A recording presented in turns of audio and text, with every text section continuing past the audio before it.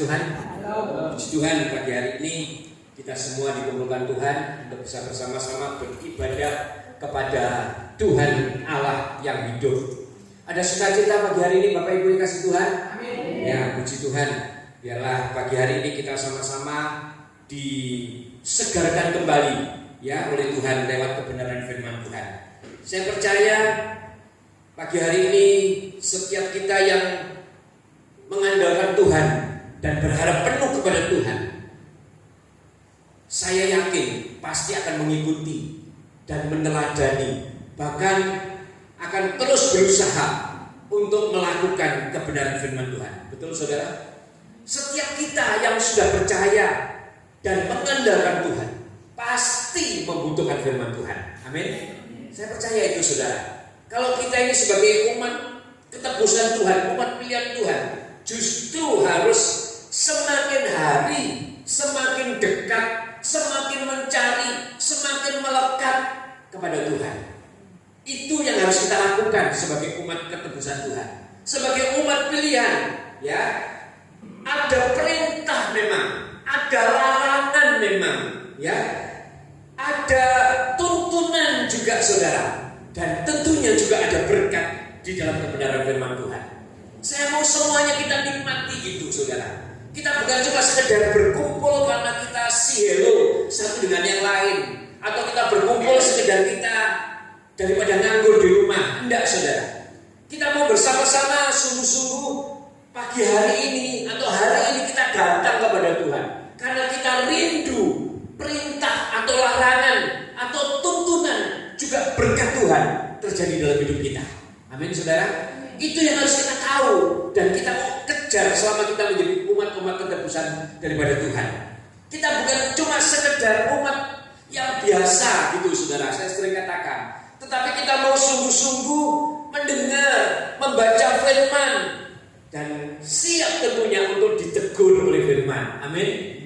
Siap untuk ditegur, yang artinya kita semuanya tidak mengeraskan hati gitu saudara. Kalau firman Tuhan itu keras bahkan menegur kita, kita jangan mengeraskan hati atau kita bahkan menolak saudara. Jangan tersinggung gitu saudara ya. Jangan kita ngambek kepada Tuhan. Kalau memang ada teguran, ada sentilan dari firman Tuhan.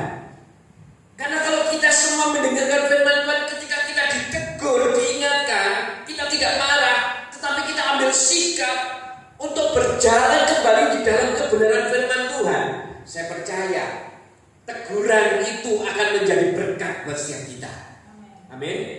Teguran itu akan menjadi kekuatan buat setiap kita. Firman Tuhan sekeras apapun yang diucapkan oleh hamba Tuhan, yang diucapkan, yang saudara baca di dalam Alkitab, itu saudara jangan tersinggung. Tetapi kita mau setiap apapun yang terjadi ketika kita membaca, mendengarkan firman Tuhan, ya, biarkan kebenaran firman Tuhan itu menuntun, menyertai secara komplit di dalam hidup saudara. Amin. Biar itu yang menjadi kekuatan kita saudara. Biar firman itu yang menjadi landasan atau dasar dari setiap kita untuk kita bisa melangkah, ya. Supaya kita ini enggak gampang kalah gitu loh saudara. Kalau orang Kristen atau orang percaya mendengar firman atau mungkin membaca firman terus tersinggung, terus ngambek kepada Tuhan, saya katakan itu belum dewasa saudara. Dan kalau seperti itu, saya mau katakan, kapan akan mengalami kemenangan? Sulit saudara. Orang Kristen atau orang percaya atau umat ketebusan Tuhan harus siap ditegur, dituntun, ya, diarahkan dan diberkati oleh firman Tuhan. Amin. Itulah sikap yang betul saudara. Nah, ayo kita mulai buka ya Alkitab kita di dalam Kolose 3 ayat yang ke-5. Kita akan baca mulai dari ayat 5 ya saudara sampai ke ayat yang ke-17. Saya akan membaca, saudara yang tidak bawa firman, bawa Alkitab, saudara bisa lihat di depan satu demi satu, nanti kita akan membacanya saudara ya. Demikian firman Tuhan. Karena itu matikanlah dalam dirimu segala sesuatu yang duniawi, yaitu percabulan, kenajisan, hawa nafsu, nafsu jahat, dan juga keserakahan yang yang sama dengan penyembahan berhala. Ayat yang ke-6, semuanya itu mendatangkan murka Allah atas orang-orang durhaka. Dahulu kamu juga melakukan hal-hal itu ketika kamu hidup di dalamnya.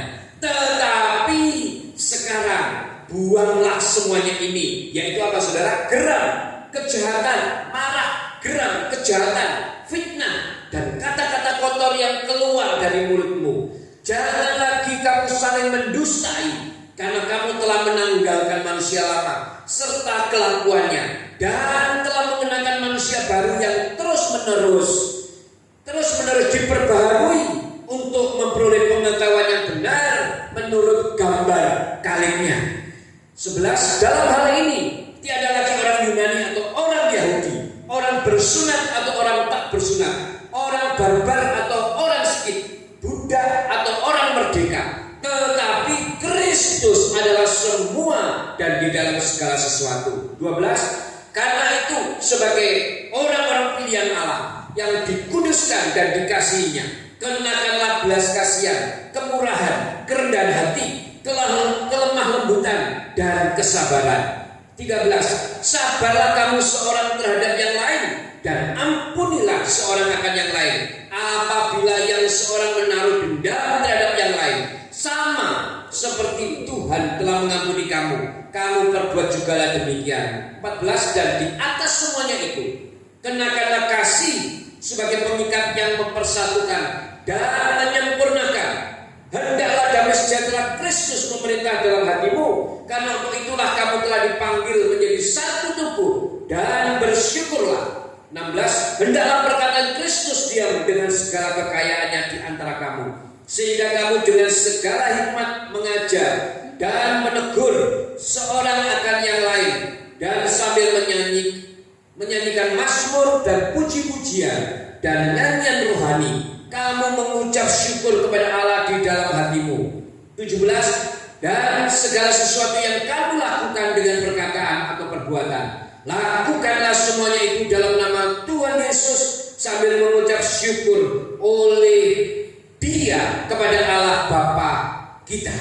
Puji nama Tuhan. Firman Tuhan yang barusan kita baca ini mungkin sudah sering kita baca, dan mungkin kita juga sudah berkali-kali membaca dan mendengar, saudara. Firman Tuhan ini seringkali kita dengar.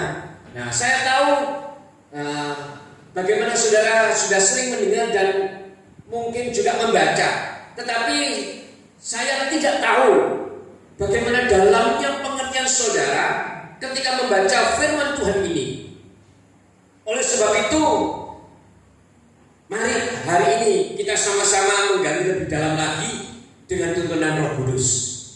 Ya, saya percaya kok, sebagai orang yang mengasihi Tuhan, ya, sebagai orang yang mengandalkan Tuhan, ketika diingatkan, dididik dan diarahkan dalam kebenaran firman Tuhan, Alkitab itu menulis begini, saudara. Firman itu ada nasihat, ada pelita yang menerangi jalan hidup kita, dan itulah yang menjaga langkah kita untuk kita tetap berbahagia. Kita lihat di dalam ayatnya, saudara, di dalam Mazmur 1 ayat yang pertama. Mazmur pertama berkata demikian: berbahagialah orang yang tidak berjalan menurut nasihat orang fasik, yang tidak berdiri di jalan orang berdosa, dan yang tidak duduk dalam kumpulan pencemooh. Loh, ini saudara, Mazmur 1 mengatakan seperti itu.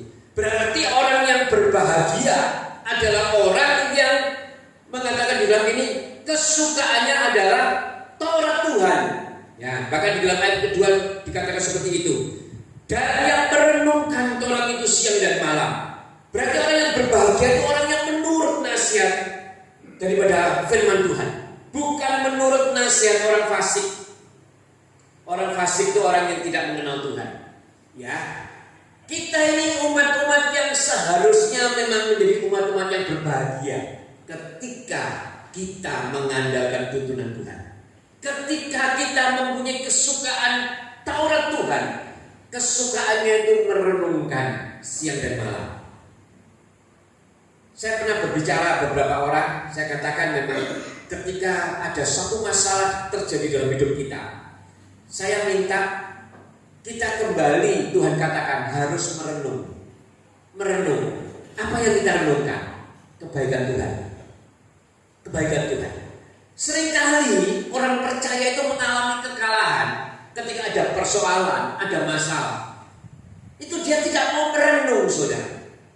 Dia mau merenung, tapi yang direnungkan bukan kebaikan Tuhan. Ayo, saudara, kita coba introspeksi diri kita masing-masing. Kalau ada masalah, apakah kita cepat-cepat kembali merenung? Apa yang kita renungkan? Masalah kita atau kebaikan Tuhan?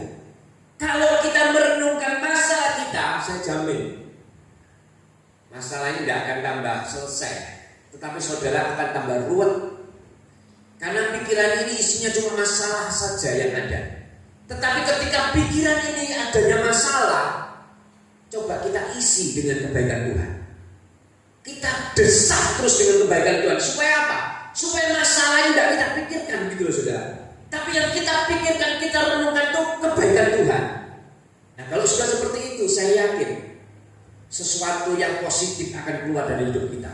Satu hal yang positif emang akan kita kerjakan. Kita tidak menjadi manusia atau orang-orang yang kalah, tetapi kita akan menjadi orang-orang yang berbahagia di dalam segala keadaan. Apapun yang terjadi dalam hidup kita. Saya tahu, saudara, kita semua ini sedang bergumul. Ada mungkin yang bergumul di dalam soal rumah tangga, mungkin ya. Ada yang bergumul di dalam soal pekerjaan. Ada yang bergumul juga mungkin di dalam soal ekonomi mungkin. Ya, ada banyak itu, saudara. Saya yakin itu. Oleh sebab itu kita perlu untuk merenungkan kebaikan Tuhan. Sebab kebaikan Tuhan inilah yang akan membuat setiap kita menjadi umat-umat yang berbahagia, saudara. Ini yang memang dimau oleh Tuhan dan iblis tidak suka. Oleh sebab itu pagi hari ini firman Tuhan yang kita baca tadi, biarlah firman yang kita baca ini kita benar-benar renungkan, ya. Ketika Tuhan katakan di dalam Kolose 3 ayat ke-5 ini, ya, yang mengatakan ada beberapa sifat dan kelakuan yang harus kita matikan dalam diri kita, ya, yang tadi kita sudah baca bersama-sama. Segala sesuatu yang duniawi itu harus kita matikan. Nah, saudara, ada beberapa orang yang mungkin mengatakan, Pak, apa bisa? Kita ini kan masih hidup di dunia. Kita ini kan masih ada di dunia. Wajar, Pak, kalau kita ini tidak sempurna. Belok-belok dikit, Pak, enggak apa-apa, Pak. Kita kan masih ada di dunia. Nah, melalui kebenaran firman Tuhan pagi hari ini, di atas mimbar ini saya mau katakan kepada saudara, hendaklah setiap kita ini hidup kudus di hadapan Tuhan. Yang artinya apa? Sebetulnya Tuhan tidak menoleransi saudara. Kalau saudara mengatakan belok-belok dikit ya Pak, boleh ya Pak. Hati-hati saudara. Ketika kita melakukan itu, ketika kita belok-belok, sesungguhnya kita ini sudah lari dari jalannya Tuhan. Ketika lari dari jalannya Tuhan, saudara berharap bisa kembali, bisa saudara. Tetapi ketika saudara lari ini, saya percaya pelarian saudara itu akan menjadi suatu pelarian yang mungkin tidak mengenakan dalam hidup saudara. Ketika saudara pikir kembali, ketika saudara renungkan kembali, saya yakin akan ada penyesalan di dalam hidup kita. Sebab saya sebagai hamba Tuhan mengatakan bahwa umat pilihan Allah haruslah terus menjaga kekudusan. Kita harus tinggalkan, bahkan dikatakan di dalam ayat ini, kita harus matikan. Ya, garis bawahi saudara. Kita bukan cuma tinggalkan, tapi kita matikan di dalam diri kita segala sesuatu yang duniawi. Roma 12 ayat 1 juga mengatakan seperti ini. Karena itu, ya, karena itu Roma 12 ayat yang pertama. Haleluya. Ya. Haleluya. Roma 12 ayat pertama berkata, karena itu saudara-saudara, demi kemurahan Allah, aku menasihatkan kamu supaya kamu mempersembahkan tubuhmu sebagai persembahan yang hidup, yang kudus dan yang berkenan kepada Allah. Itu adalah ibadahmu yang sejati. Ya, ini Roma 12 ayat pertama mengatakan seperti itu. Jadi ternyata ibadah yang sejati dalam setiap kehidupan kita adalah kekudusan kita, saudara. Kekudusan hidup kita. Jadi segala percabulan, kenajisan, hawa nafsu, nafsu jahat, dan keserakahan, ini dikatakan di dalam ayat ini, di dalam firman Tuhan, itu disamakan dengan penyembahan berhala. Saudara, ini satu hal yang kita mau buka pagi hari ini. Ternyata segala sesuatu yang najis, yang cabul, yang jahat, yang serakah, itu disamakan dengan penyembahan berhala. Dan saya mau ingatkan kepada saudara, penyembah berhala itu tidak mempunyai hak di dalam kerajaan surga. Penyembahan berhala itu tidak mempunyai hak di dalam kerajaan surga. Kita lihat di dalam Wahyu 21 ayat yang ke-8. Nah, ini mengatakan seperti ini, saudara. Tetapi orang-orang penakut, orang-orang yang tidak percaya, orang-orang keji, orang-orang pembunuh, orang-orang sundal, tukang-tukang sihir, penyembah-penyembah berhala, dan semua pendusta, mereka akan mendapat bagian mereka di dalam lautan yang menyala-nyala oleh api dan belerang. Inilah kematian yang kedua. Kita sudah belajar, setiap kita juga akan mengalami namanya kebangkitan. Dan ketika orang percaya sudah dibangkitkan, itu kita menerima sesuatu yang Tuhan sudah janjikan di dalam hidup kita. Dan itulah yang menjadi impian kita. Dan kalau kita lihat di dalam ayat ini, ternyata orang yang tidak percaya pun juga dibangkitkan, tetapi dia akan mengalami kematian kembali, kematian yang kekal, saudara. Oleh apa? Oleh api dan belerang. Ya, mereka akan dibangkitkan kembali, mendapat bagian di dalam lautan api yang menyala-nyala.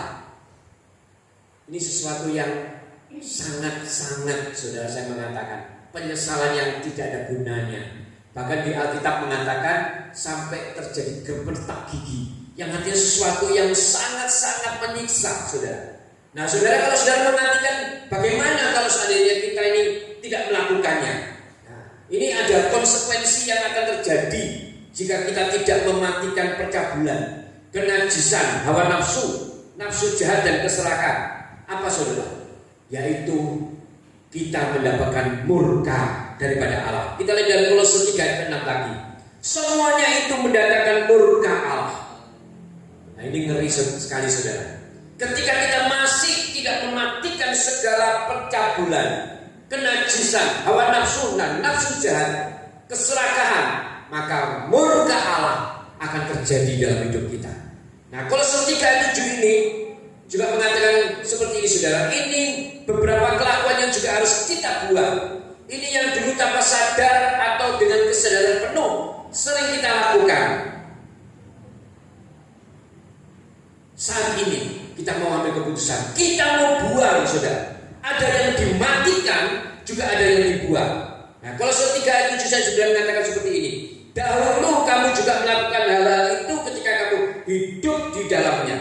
Tetapi sekarang, apa, saudara? Buanglah semuanya ini, yaitu marah, geram, kejahatan, fitnah, dan kata-kata kotor yang keluar dari mulutmu.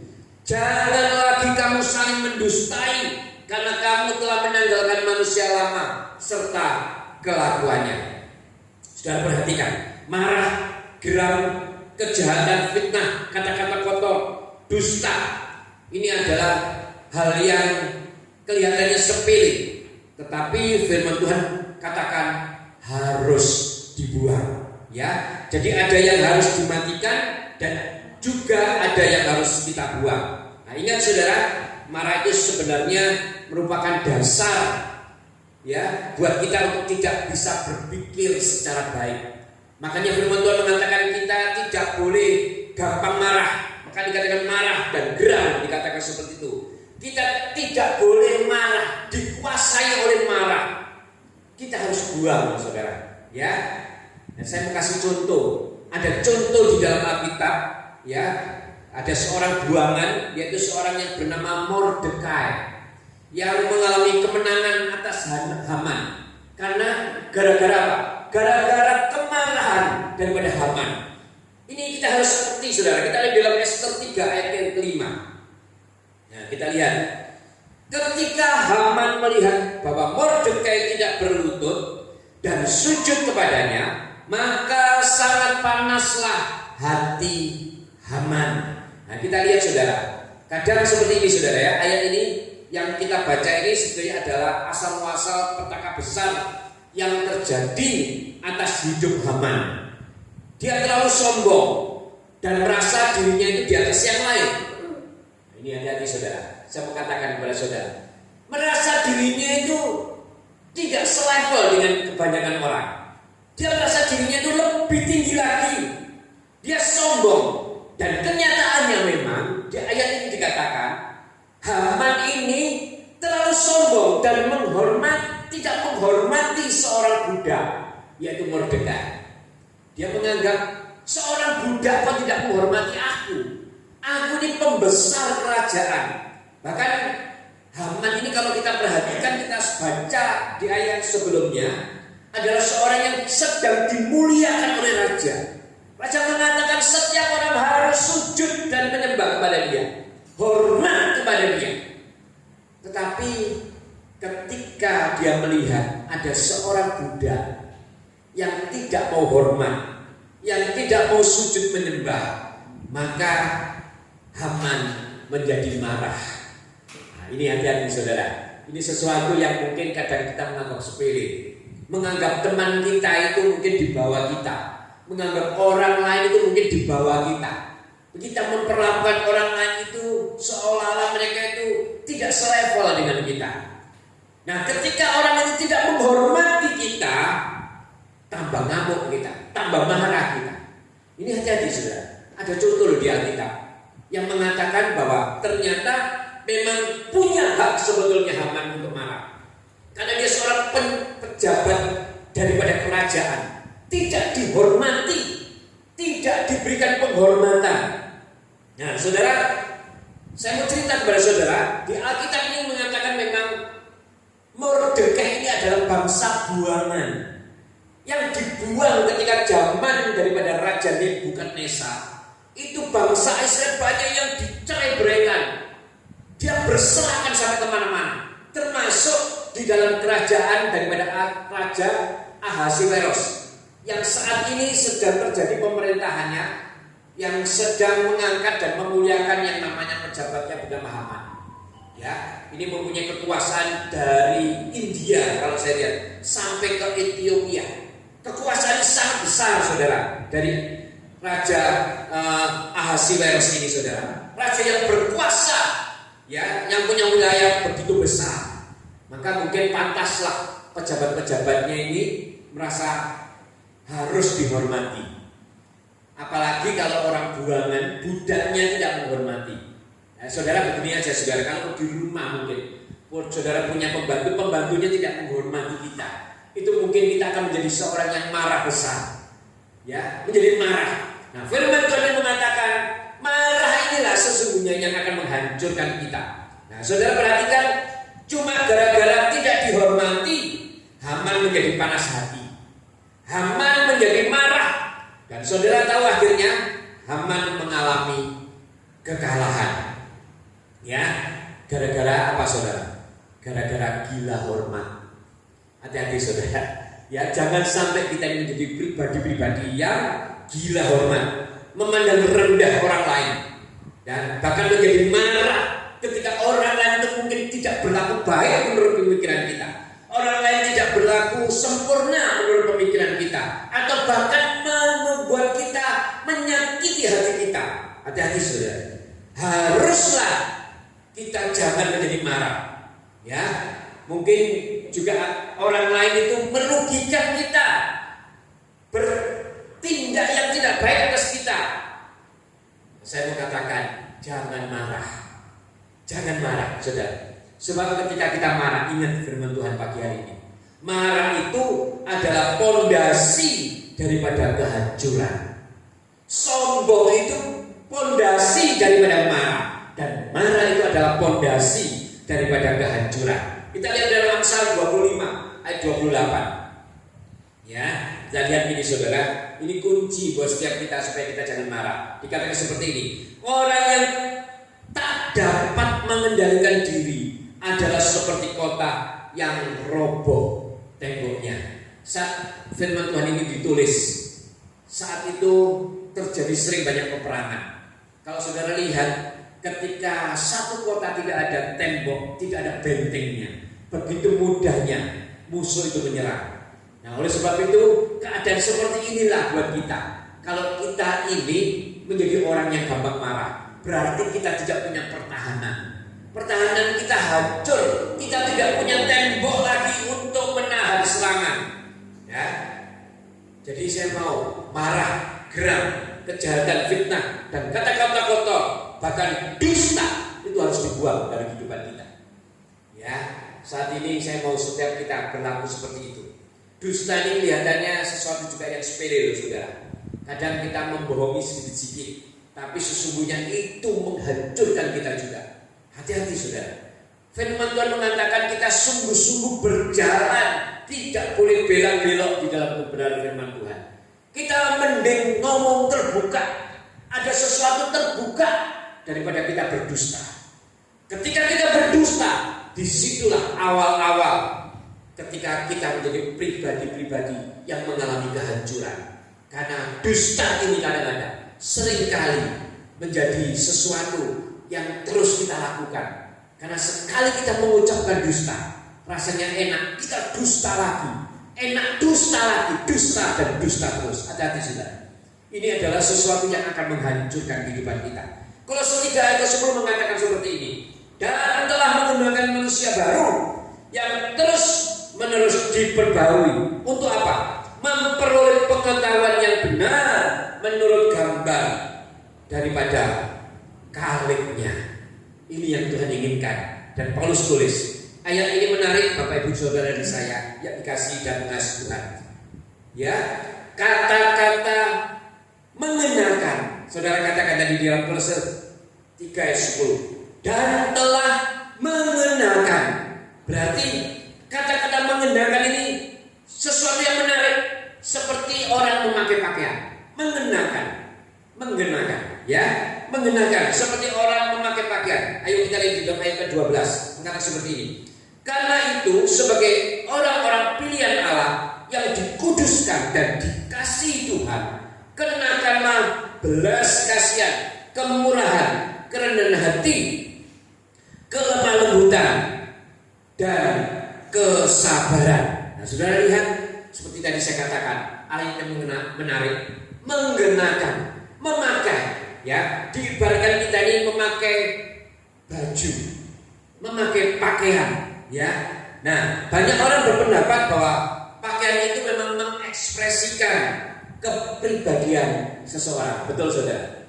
Kalau saudara melihat orang cara berpakaian, kadang-kadang kan saudara langsung bisa tebak orang itu bagaimana, kan begitu ya? Karena memang berpakaian inilah bisa memperlihatkan kepribadian seseorang. Nah, perempuan atau pria yang berpakaian rapi adalah pribadi yang sesungguhnya rapi juga di dalam bekerja. Ya, orang yang berpakaian rapi, sukanya berpakaian rapi, sesungguhnya ketika dia bekerja, kalau dia ini kita perhatikan, itu pekerjaannya itu juga merupakan pekerjaan yang rapi, saudara. Dia akan melakukan, ya, bekerja itu dengan rapi. Nah, ketika saya dulu sebelum menjadi hamba Tuhan juga pernah bekerja secara sekuler. Ada beberapa perusahaan besar yang saya ikuti. Perusahaan besar itu menuntut pegawai-pegawainya juga harus berpakaian yang rapi, dan kadang juga berpakaian yang bermerek gitu, saudara. Karena kita menghadapi beberapa customer yang memang kita harus hadapi. Dan orang-orang itu adalah orang-orang yang punya kedudukan. Kalau kita sebagai orang-orang yang wakil dari perusahaan tidak berpakaian rapi, tidak berpakaian yang baik, tidak berpakaian yang sopan, yang pantas, maka sebetulnya kita ini adalah representasinya daripada perusahaan. Perusahaan pasti akan menegur kita. Dan saya kebawa pada waktu itu, saya akhirnya suka barang-barang merek. Ya, saya beli beberapa waktu itu.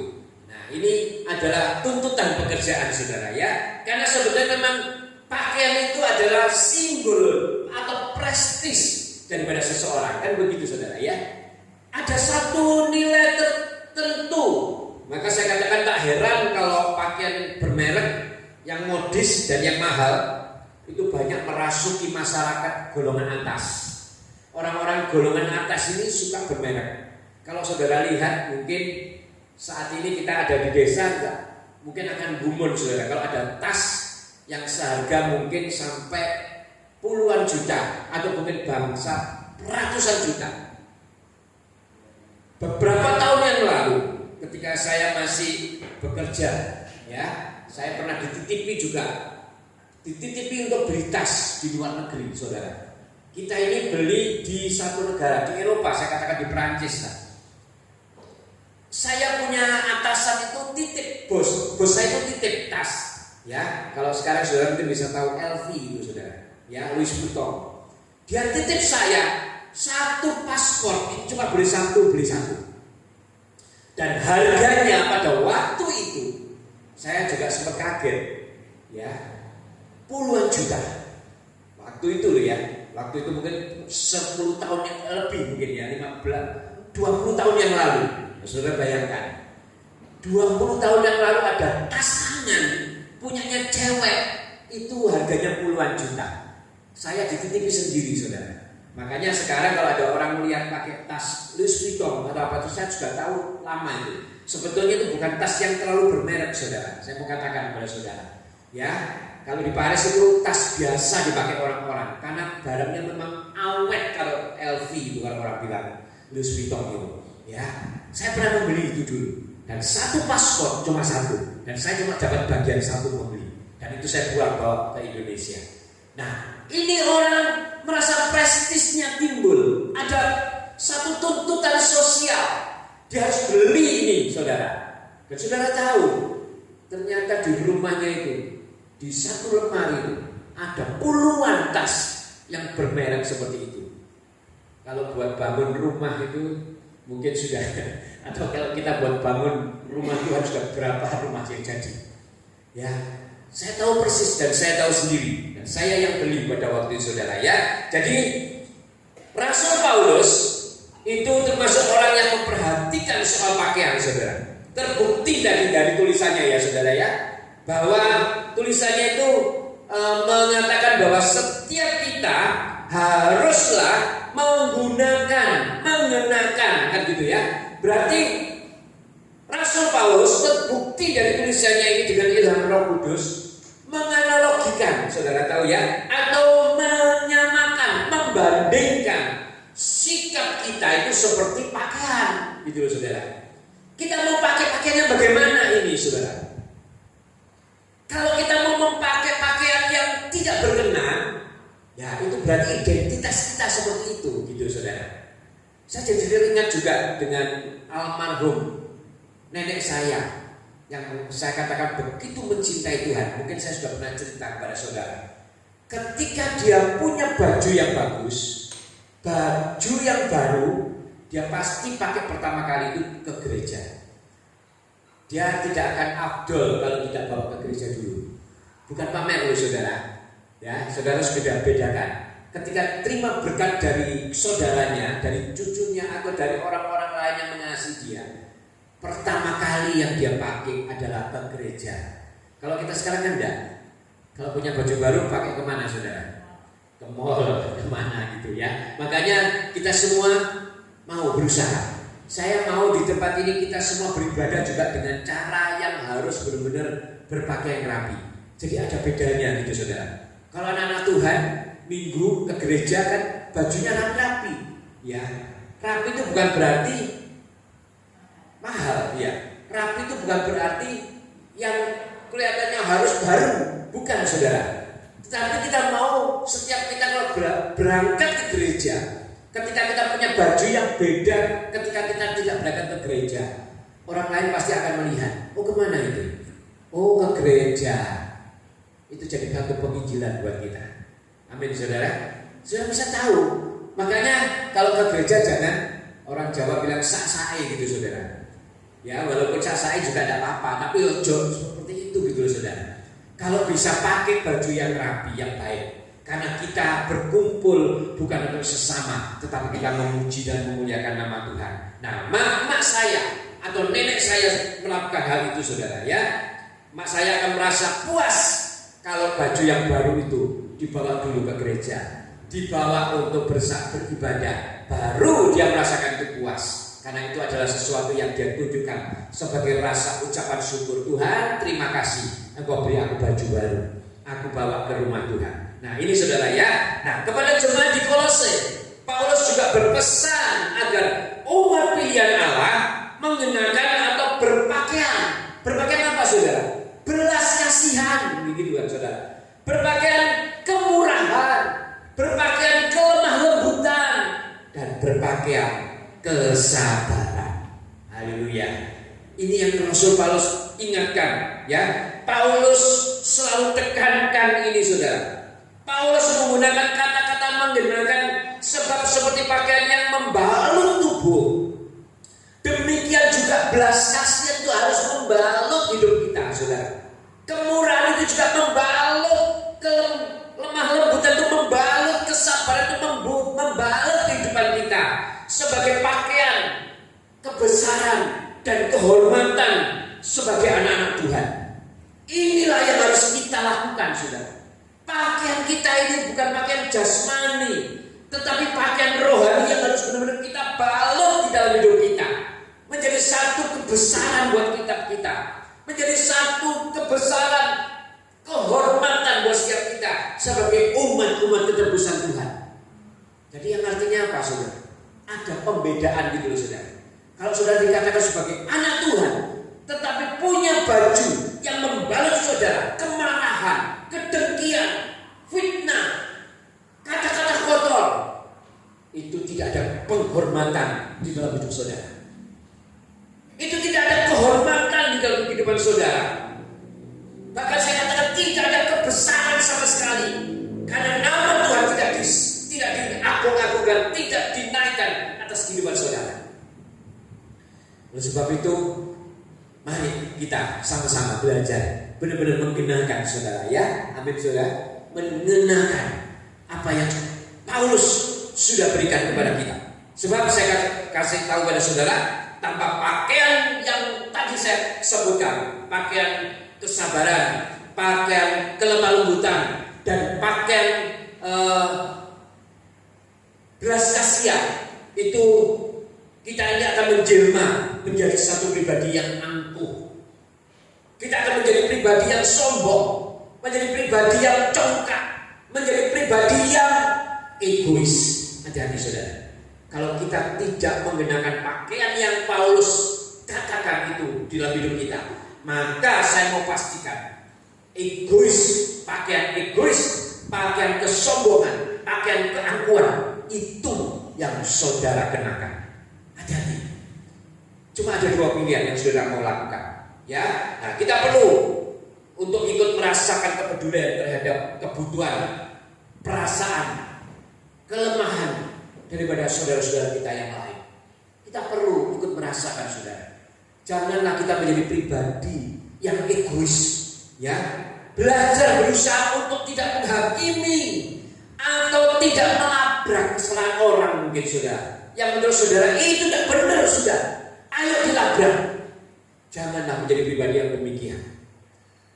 Sebab firman Tuhan mengatakan bahwa penghakiman itu adalah haknya Tuhan. Ya, kita tidak boleh memegahkan diri dengan berdalih sebagai pihak yang benar, pihak jujur, pihak yang di atas semuanya, itu pihak yang mengerti lebih daripada yang lainnya. Ya, kita tidak boleh mudah marah, tidak boleh dendam atau pahit hati ketika diusik oleh orang. Sekali lagi mau saya katakan, pakailah pakaian yang sudah disediakan oleh Tuhan buat setiap hidup kita. Yang tadi kita sudah baca bersama-sama. Kesabaran, kelemah lembutan, belas kasihan. Ya, pakai itu saudara. Dan saya mau katakan kepada saudara, ketika kita ada kesungguhan hati, ya, dan tindakan, maka harapan dari Paulus dalam Kolose 3 ayat 12 sampai 17 ini, ya, saudara nanti baca di rumah, itu akan menjadi pakaian kita. Amin. Jadi Kolose 3 12 sampai 17 itu akan menjadi pakaian kita. Ya, dan kesimpulannya saya mau katakan pada saudara, pakaian itu perlu kita perhatikan. Pakaian rohani itu perlu kita perhatikan. Ya, kita sudah dipanggil dan dipilih. Hendaklah kita memakai pakaian yang benar dan berkenan di hadapan Allah. Tentunya bukan pakaian secara fisik, sekali lagi saya katakan kepada saudara, tetapi pakaian rohani yang harus selalu kita pakai dalam hidup kita, yaitu belas kasihan, kemurahan, kerendahan hati, kelemah lembutan, dan kesabaran. Karena daripada semua itu, Rasul Paulus mengatakan, pakailah kasih sebagai pengikat di dalam setiap kehidupan kita. Ya, saudara, sebagai umat pilihan Allah, sekali lagi saya mau katakan, kita jangan mudah marah, jangan mudah menghakimi, jangan mudah menilai orang lain. Lebih baik kita menilai diri kita sendiri. Kalau kita sudah sempurna, ya itulah pakaian kita. Dari pakaian yang sempurna ini, tularkan kepada yang lain dengan tidak memaksa, tetapi kita tularkan dengan sikap kita. Apa bedanya kalau kita sudah memakai pakaian yang baik menurut kita? Kita sudah sabar, kita sudah tidak melakukan hal-hal yang tidak berkenan.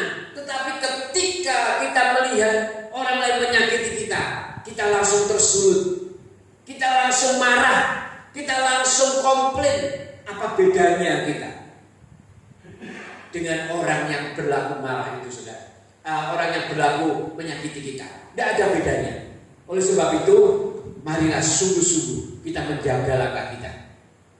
Ketika saudara mengambil keputusan untuk sungguh-sungguh menjadi orang yang memakai pakaian kebesaran daripada Paulus yang sudah sebutkan tadi, yaitu kemurahan, belas kasihan, kerendahan hati, dan kelemah lembutan, serta kesabaran, maka saya percaya itulah pakaian kebesaran kita yang akan terus kita pakai. Dan kelak dengan pakaian itu juga kita akan bertemu dengan Raja di atas segala raja, yaitu Tuhan kita yang sudah memberkati, menuntun dan menyertai kita. Amin, saudara. Pagi hari ini atau kita semua hendaklah menjadi pribadi-pribadi yang seperti tadi Paulus sudah katakan. Ya, ketika kita mengalami persoalan masalah, ketika kita ada sesuatu yang tidak baik, kita berlakulah seperti Raja kita. Tuhan Yesus ketika ditarik, dibawa ke Bukit Golgota, tidak ada satu kata pun yang keluar dari mulutnya. Ya, padahal di atas kertas dia tidak punya salah. Kita harus nurut gitu, saudara. Kita harus sama dengan itu. Ya, kita harus benar-benar melakukannya itu. Ketika disakiti, ketika kita difitnah mungkin, ketika kita dijolimi mungkin, ketika kita dirugikan mungkin, berusaha untuk diam. Berusaha untuk diam. Diam kita bukan berarti kita diam tidak melakukan apa-apa, tapi kita bawa di bawah kaki Yesus. Karena disitulah kita akan menerima kelegaan hati kita, sebab memang itulah yang Tuhan mau atas hidup kita. Amin. Puji Tuhan, saya tidak memperpanjang firman Tuhan. Bila firman ini yang sederhana ini memberikan kekuatan buat kita. Karena sebentar